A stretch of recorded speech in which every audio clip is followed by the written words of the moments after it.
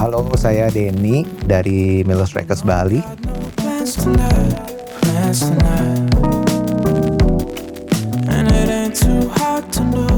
Waktu itu awalnya iseng sih, jadi aku masih kerja di Jawa, cari-cari kaset sama CD koleksiku yang lama.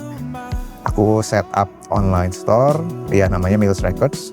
Dari situ uangnya aku dapat, aku beli vinyl. Akhirnya iseng jual vinyl, berkembang sampai oke, kayaknya untuk usaha bisa nih. Dan 2019 akhirnya kita pindah ke Bali untuk buka toko. Gitu. Memang rilisan fisik beda ya dibandingin kayak dengerin digital. Kita tuh meluangkan waktu untuk serius benar-benar dengerin album itu dari awal sampai dari akhir. Ritual kita ngebalikin vinilnya, terus membersihkan vinilnya, terus mindahin jarum, ya itu juga emang ada kayak sensasi sendiri ya. It's something yang tangible gitu kan. Biasanya aku memang beli itu sesuai dengan selera, bukan yang popular titles, tapi yang menurutku pantas buat didengarkan untuk customerku gitu. Memang kalau vinyl itu kan ada yang rare, ada istilahnya first press gitu ya, cetakan pertama.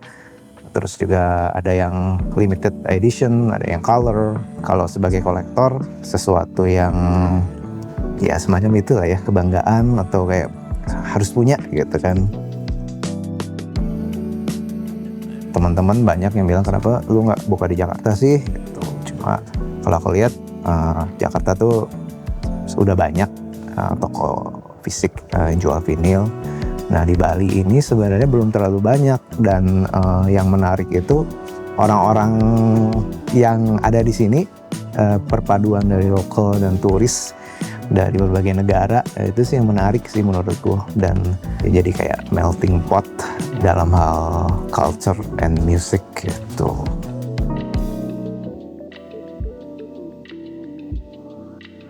Mungkin kalau turis justru dia, terutama kolektor, biasanya kesini tuh cari vinyl Indonesia biasanya. Kayak turis-turis dari Jepang atau Amerika gitu. Nah, mereka bisa cari yang tidak ada di negaranya.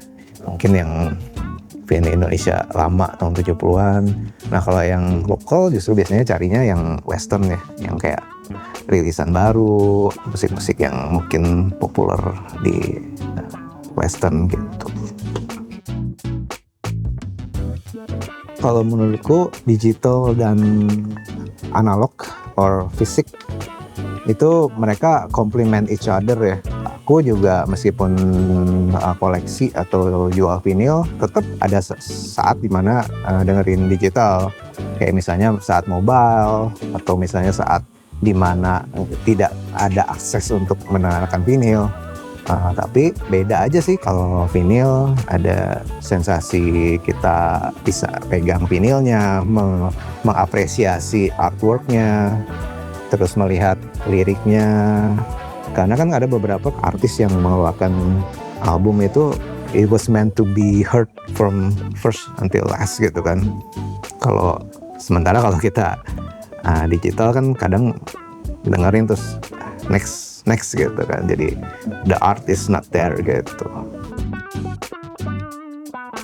Kita welcome ke semua orang yang tertarik untuk belajar mengenai vinyl. Orang mungkin kayak ragu ya, kayak dia sebenarnya belum, misalnya nggak ada niat buat beli tapi mau lihat-lihat doang.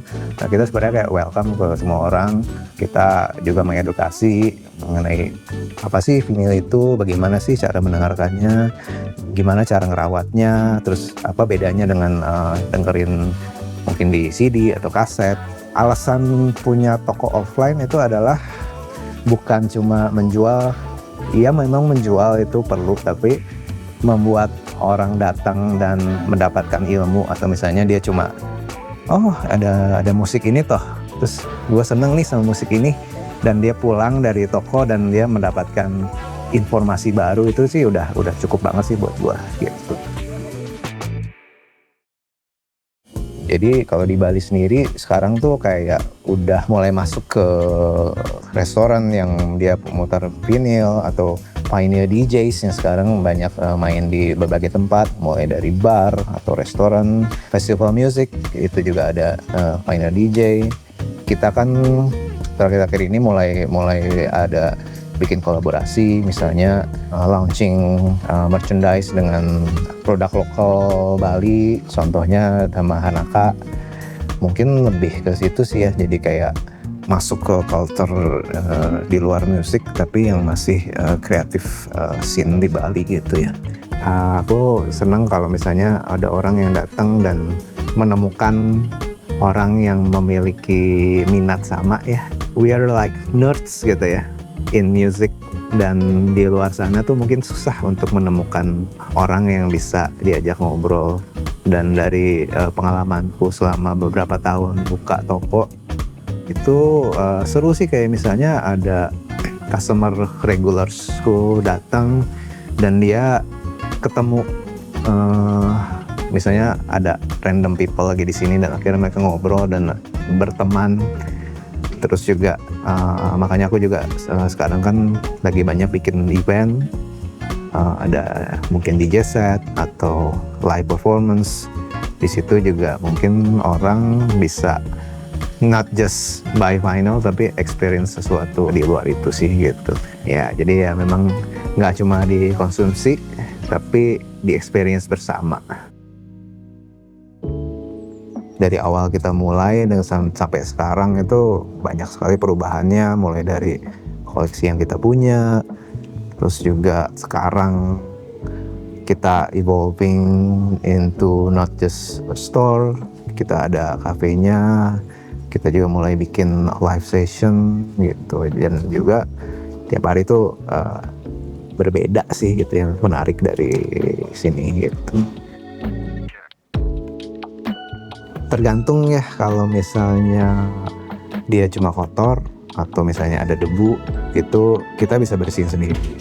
Tapi kalau sampai yang dia udah masuk ke groove-nya, kita menawarkan jasa bersihin pakai vakum. Tapi kalau sampai benar-benar udah rusak, yang esin pecah atau misalnya scratch terlalu dalam, ya itu udah bye-bye sih. Gak bisa benerin. Yang pasti sebaiknya store in vertical seperti ini. Dari pengalaman pribadiku, kalau ruangannya lembab itu pasang dehumidifier biar nggak jamuran.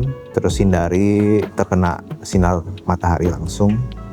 Soalnya itu bisa bikin selain covernya jadi pudar gitu, si vinilnya juga bisa lama-kelamaan dia bisa kayak melengkung gitu. Beberapa tahun yang lalu aku dikontak sama seseorang di Jimbaran. Nah, dia menjual koleksi bapaknya yang udah almarhum, dan itu banyak banget, kayak hampir 1000 vinil. Aku datang ke sana dan bongkar itu di kayak di gudang gitu. Kita bongkar, udah kondisinya udah ini banget ya, udah bau banget, terus udah kotor banget. Yang menariknya ya kita kayak itu adalah apa ya, kayak it's a history of his dad personal collection, dan di dalamnya juga ya aku menemuin vinil-vinil yang sebelumnya nggak pernah aku tahu. Jadi kayak bapaknya itu kan dari Belanda. Satu vinil yang aku temuin itu sangat langka. Ternyata vinil itu tahun 60-an dulunya dijual cuma di kayak red light district yang sex shop kali ya. Musiknya psychedelic tapi kayak ada cewek-cewek yang suara-suara gitulah gitu kan. Gitu, jadi kayak menarik sih kayak history dari itu gitu. Bisa sih. Bisa ya karena ada berbagai tipe kolektor gitu ya kan. Mulai dari ada yang perfeksionis, kayak lu harus vinilnya benar-benar nggak boleh ketekuk gitu kan.